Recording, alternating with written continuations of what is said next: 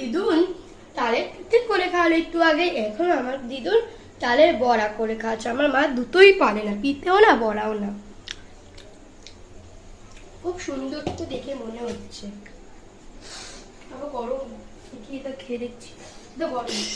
মিষ্টুর সময় পাগলামো দেখে ওর দিদা পাগল হয়ে যাচ্ছে। এই দেখো দিদা হেভি হয়েছে। তাই মিষ্টু সোনা হ্যাঁ ভালো হয়েছে। হ্যাঁ, বাড়িতে আমাকে খাওয়াবে। তোমার জন্যই তো করেছে মিষ্টু। জানি তোমার জন্যই তো করেছি মিষ্টু, খাও। পিঠেও ভালো হয়েছে, বড়াও ভালো হয়েছে, দুটোই ভালো হয়েছে দিদুন। তাই মিষ্টু হ্যাঁ তোমার খুব ভালো লাগছে, হ্যাঁ আরো খাবে? পরে প্লিজ প্লিজ আমাকে কমেন্টে জানিও কে কে খাও তালের বড়া। ভালো লাগে দিদার হাতে তালের বড়া। তোমরা যদি খেতে দাও দই